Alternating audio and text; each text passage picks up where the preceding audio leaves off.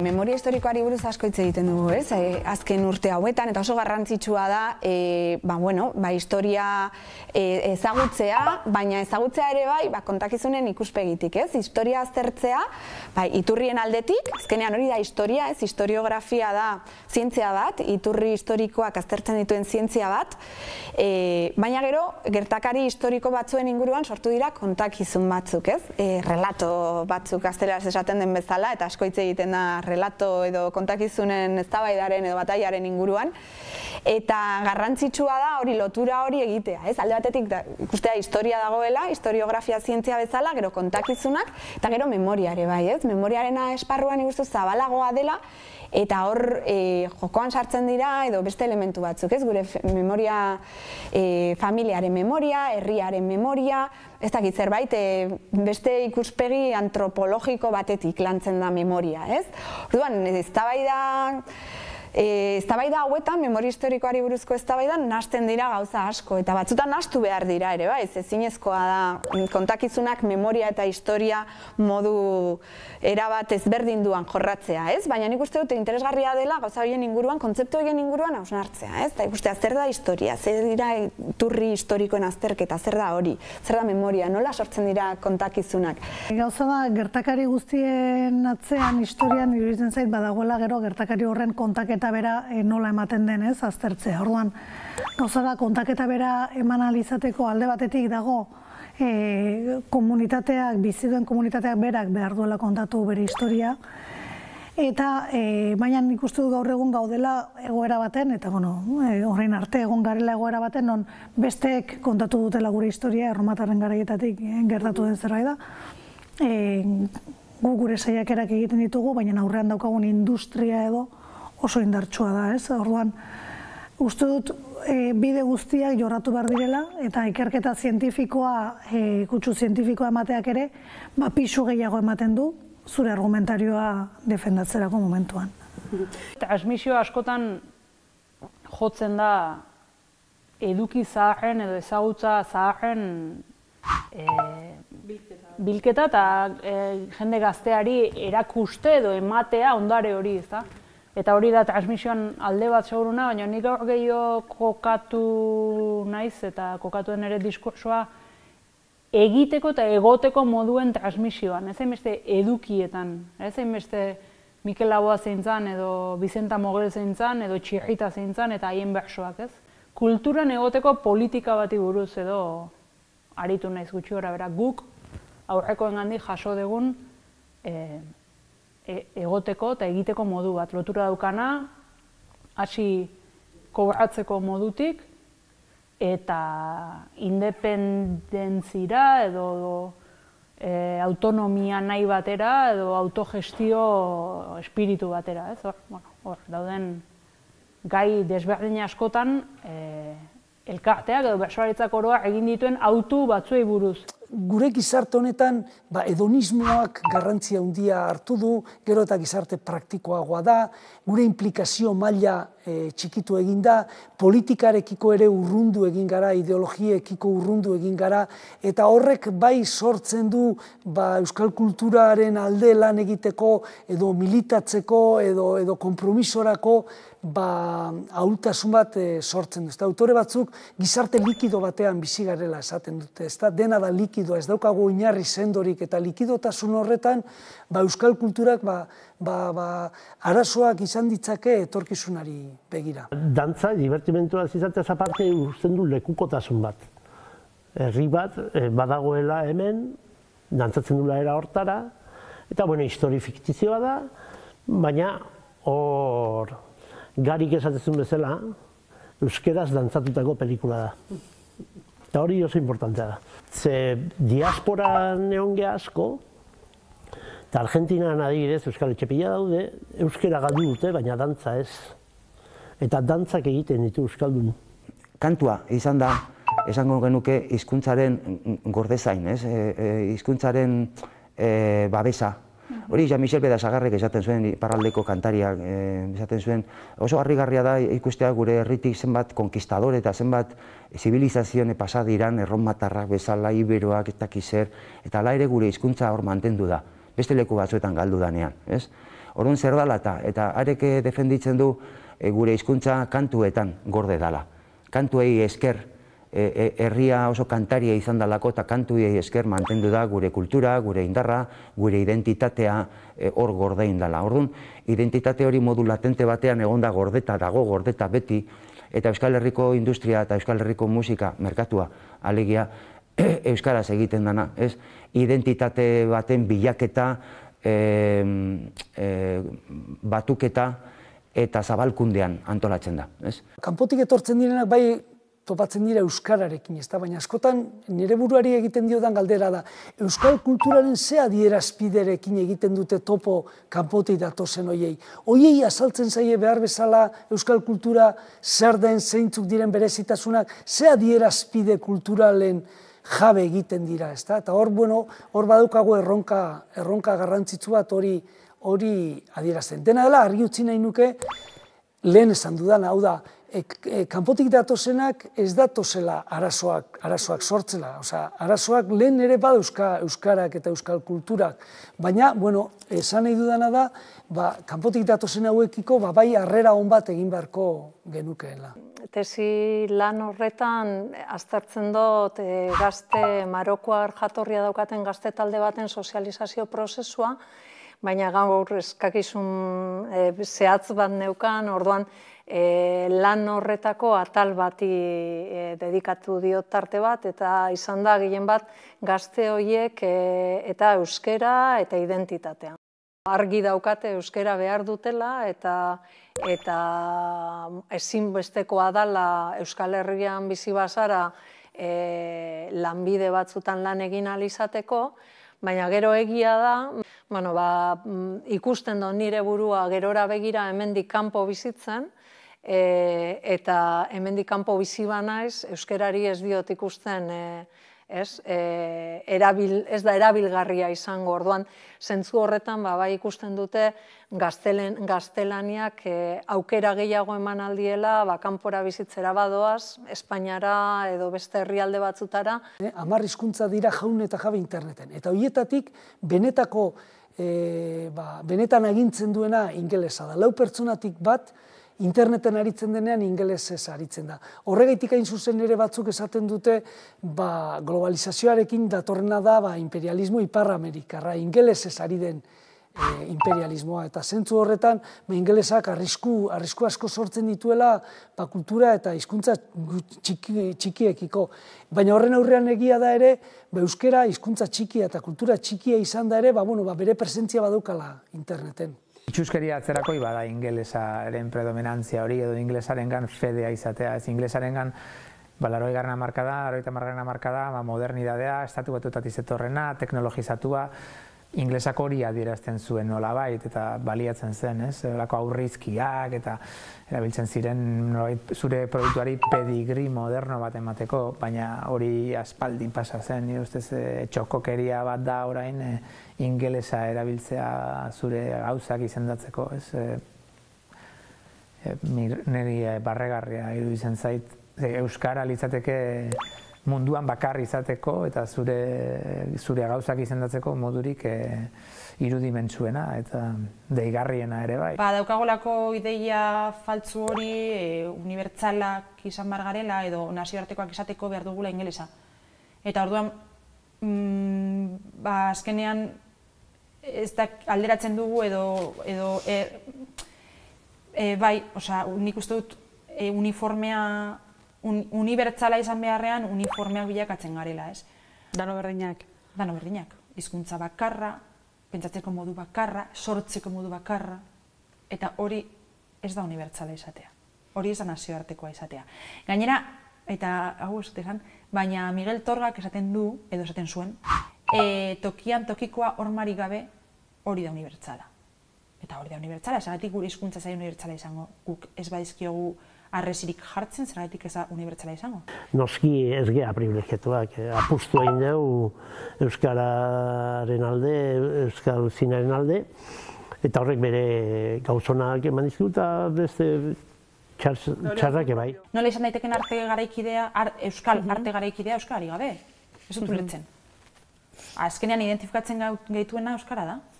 Ez? Zergatik gara bestela euskaldunak edo, bai, euskal herritarrak izan gaitezke, euskaldunak izan gabe, baina batzen gaituena gure hizkuntza da. Ni akordatzen naiz lehenengo, ze hizkuntza zengo jo, euskaraz, euskalduna dituk, euskaraz zengo jo, bale.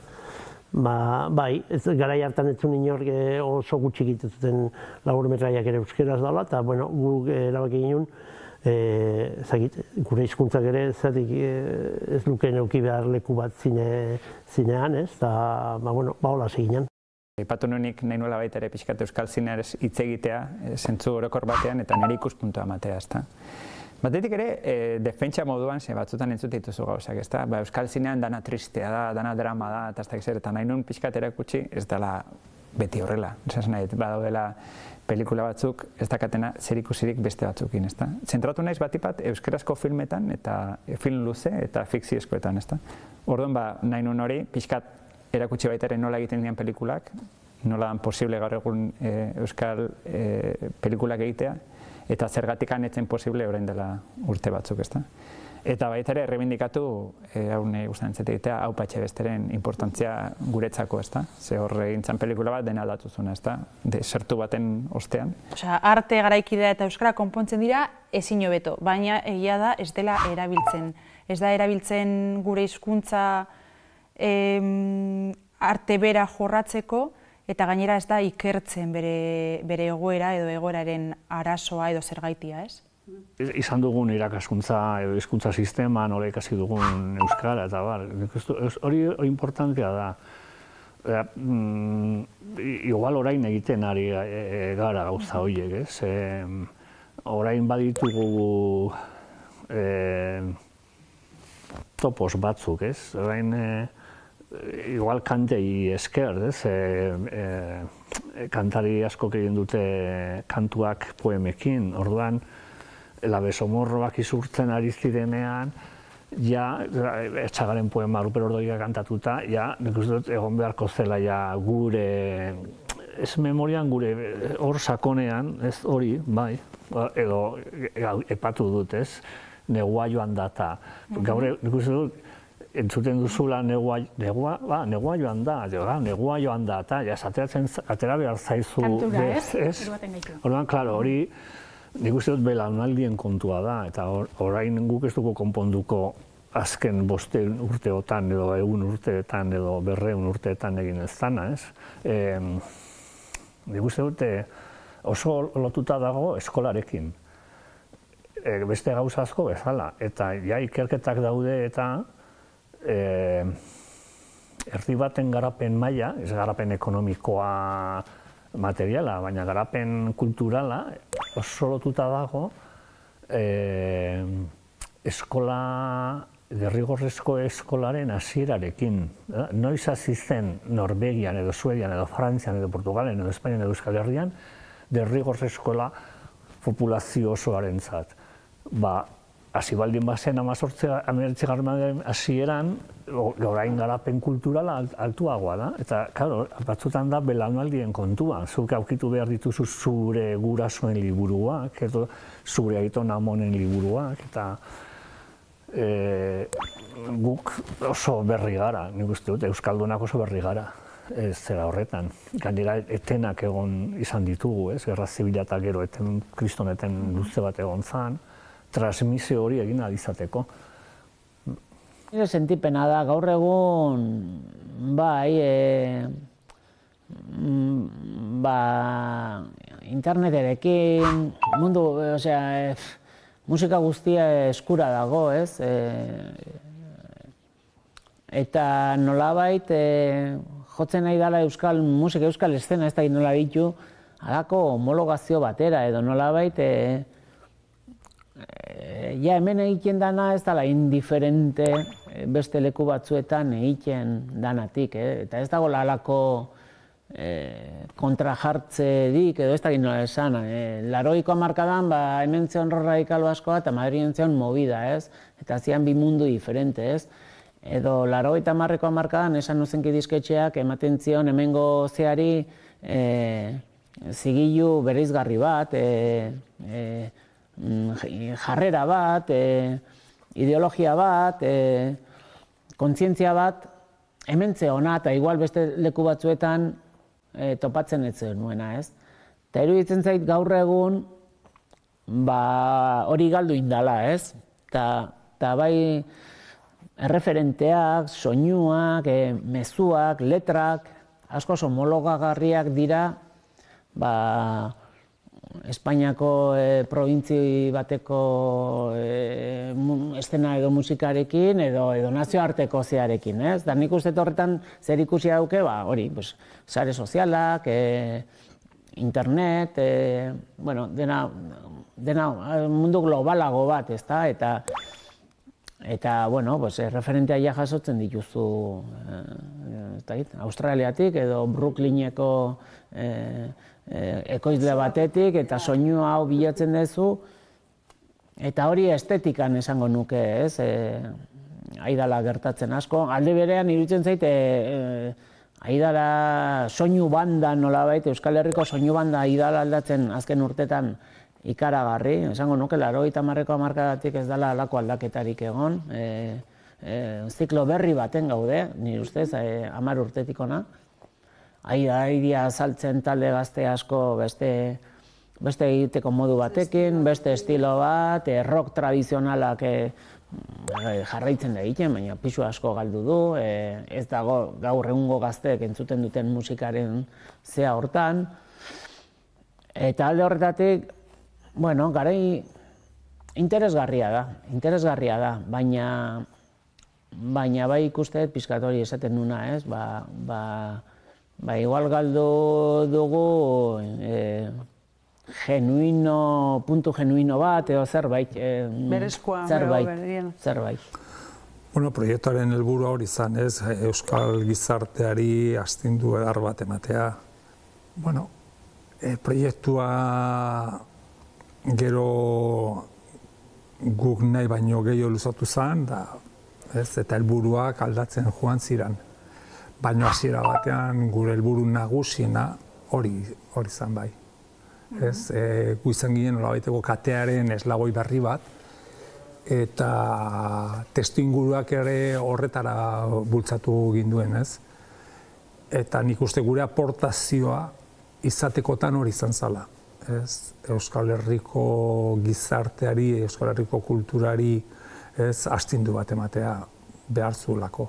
Musika askotan gaur egun konsumitzen da ohartu gabe ere, fijatu gabe zerari zeran entzuten edo, bueno, tribu berri batzuk antolatu dira musikaren inguruan, eta musika ezinbestekoa da gizarte honetan, ez bakarrik jendearentzat.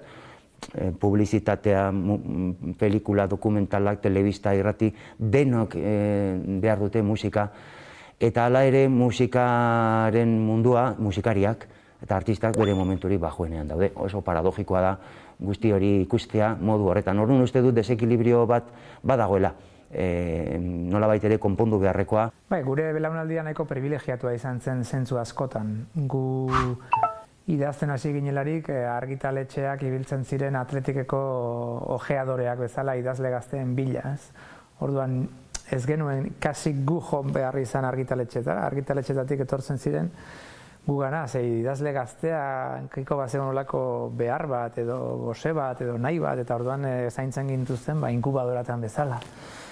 Talde horretatik hori privilegioa da guretzat, baina irakurlentzat igual sufrikario bat izan zitekeen, ez? Legia 18-19 urtekin argitaratzen genitun gure lehen liburuak. Orain irakurketa mota bat oso homologatua, nobelarekin zer ikusia duena, eta pixka bat irakurketa azkarra eta bukaera ezagutzeko bultzatzen zaituena, eta azten ditu badirela beste irakurketa mota asko. Pausatuagoak edo agian azkarragoak, bai. Ez da sekula horren beste idatzi. Beste gauza bada, zer idazten den eta nola, zer irakurtzen den eta nola, eta nora gure sistema neuronala badoan aldatzen horren arabera. Bueno, gehienez jota ere, 15% ere ez da heltzen euskal kulturara hurbiltzen diren pertsonak, ez da? Eta hori benetan ere kopuru txikiegia da esateko euskal kultura indartsua dela. Inoiz baino zine gehiago ikusten da, inoiz baino gehiago ikusten dira ikusentzionezkoak, eta inoiz baino gehiago ekoizten da. Zine aretoak ez dutela hori reflejatzen. Orduan, bueno, hori da pixkat penare bai, ezta? Pentsatzea model hori amaitu daitekela zen, nik uste horrek magia berezi badula jendearekin pelikulatik ustea. Askok esaten dute eta horrek gezur sozial batean bizi garela egia pixka bat badago horre. Sortzen dugu pila bat, baina gero gutxi kontsumitzen dugu. Eta autore batzuk eta bai izaten dute diru laguntza publikorik ez balego ez litzatekela gauza asko sortuko. Eta hor behintzat erronka bat badaukagu ekoizleak zaintzeko eta gero kontsumitzaileak kontsumitzera bultzatzeko. Nik uste dut milenial askok ez dakigula bagarela eta sinpleki bagara urte batzutan jaio garelako eta hori da Euskaloa estatu batuetatik ez dakit nondik esleitu zaigun agintarte horri jarri zaion izena, ez? Eta orduan zu ezin izan mileniala, nahi gabe zara, ez? Beste batzuk boomer edo diren bezala edo zeta generazioa dela ondorengoa. Eta sinpleki ikusi genuen horri izena jarri zaionetik asko hausnartu dela horren inguruan eta somatu genituen etiketa pila bat atxikitzen zitzaizkigula, izateko moduak, epaiak bezala hartzen genituenak askotan, ez? Eta orduan, ariketa oso divertigarria, sanoa, sakona, batzuetan mingarria, baina komikoa ere bai. Iruditu zitzaigun, etiketa horiek berrikustea, horietaz jabetzea, horren atzean dagoen egia bilatzea, eta inkluso kontraproposamen bat plazaratzea, ez? Bale, bota dizkiguzue hitz hauek guztiak, etiketa hauek guztiak, eta interpelatuak sentitzen gara erantzun bat emateko. Eta orduan, gure erantzuna segurazki beste galdera bat izango da, eta espero dugunez, belaunaldien arteko, eta batez ere gure belaunaldiaren arteko elkarrezketa bat sortuko dugu, hori da asmoa behintzat. Emakumeok etengabe gaude gure generoaren pisua sentitzen. Eta aldiz, gizonezkoek oso gutxitan galdetzen diote euren buruari leku batetik deitzen dietenean, ea gizonak direlako deitu dieten. Eta hainbat lekutan kantatzeko lehendik gizona izan barra dago. Edo gizonezko bati ez diot sekula entzun gizona delako eman dizkioten puntuak, edo gizona delako eskaini diotela nunbaiten hitz egitea. Ez normalean kostatzen zaie euren generoa sentitzea guri baino gehiago. Eta horrekin lotuta dago demostratu. Nola sentitzen dugun iruzurtiak garela eta ez dagokigun eremu batean ari garela, etengabe hiru aldiz demostratu beharra daukagu merezi dugula. Badirudi gauza hauek aspaldikoak direla, ez izenarekin sinatzea, edo badirudi idazleak bertsolariak ez bezala ez daukala gorputzik, baina plaza publikoan postura literario bat mantentzen dugu, elkarrizketak egiten dizkigute, argazkietan itxura batekin edo bestearekin gaude.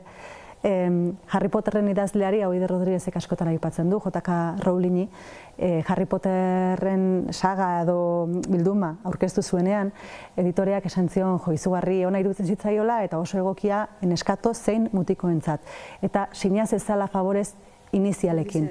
Zen neska zela igertzen bazuten mutikoek automatikoki pentsatuko zuten etzela beraientzako Harry Potter.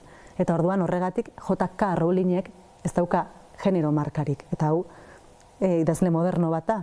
Orduan, hori esan nahi nuen saiatzen garela, konstienteki edo inkonstienteki emakume izateari uko egiten edo beste zerbait jartzen horren aurretik. Da, nolabait munduak esango balizu bezala, izan zaitez neutro, izan normala. Baina neutroa eta normala gaur egun da gizona. Orduan, izan gizonez izanik ere. Eta hori nola egiten da. Nola egiten da hori, erotu gabe. Ni badakit tokatu zaidanagatik, edo tokatu zaidan bizi momentuagatik, lehen bizikotakoa izan naizelako plaza ikusgarrietan parte hartu duna, ezinbestean zure irudia referentzia bihurtzen dela, ez? Pixua dan, badauka bere erantzukizun moduko zerbait, ez? Askotan ordezkari sentitze horrek, ez? Ez zerala zure ahotik bakarrikai eta ez daukazula nahi ainako libertadea edo zer esateko edo edozin modutan tratatzeko gaiak, ze ordezkatzen duzu jende pilo bat zu beste ahotsik ez daukana, ez? Ze gaur egun da momentua ni alde hortatik askoz lasaiago eta askoz gustorago nahona, ze hainbeste ahots daude, emakume ahots eta ahots desberdin, zuk lasai jolastu dezakezu beste gauza batzutara, beste rol, beste iritzi, beste gauza batzuk esatera, derrigor esan beharreko hori, beste batek esango du, ez? Bertsolariaren figura beti izan da herriari lotua, ez? Herriari kantatzen dio bertsolariak, beti izan da eskuragarria, behintzat idea horren arabera eraiki dugu, ez, bertsolaria. Eta orduan, behin baino gehiagotan gertatu izan zaigu, bertso munduko genero desberdinkeria aztertzen edo azaleratzen hasitakoan, konturatzea zenbaiti mina edo gatazkara egiten diola, nahiago dulako pentsatu gure inguru gertuan hau ez dela gertatzen, ez? Eta bertsolaritza euskaldun eta jator horretan ez dagoela desberdinkeriarik, baina ikusi nahi ez duenak ezin du ikusi, ez?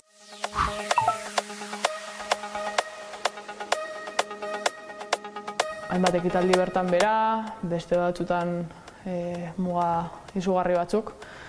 Baina horrez gain, datuetatik haratago esango neuke, eragin dauena izan dela, nire behintzat sortzaile moduan, amorrua eta gauzak egiteko gogogabetasuna.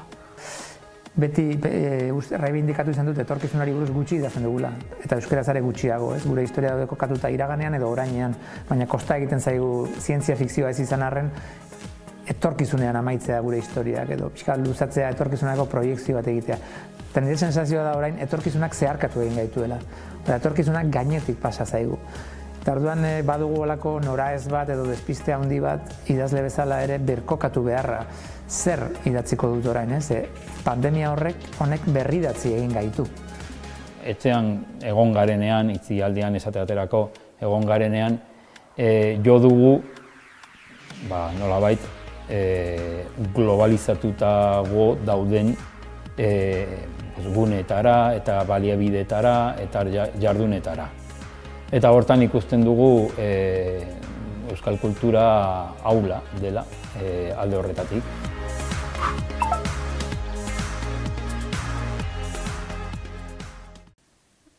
Nire egoera mentala izango zen, baina ni izugarri paralizatu nahu zentzu hortan, pandemia honek eta etxean egote horrek etzian argitasun ikusten pentsatzeko, etzian gai horretaz aparteko beste inungo arnasik ematen, eta niretzat oso antzua izan da pandemia bolara hau, kreazio aldetik.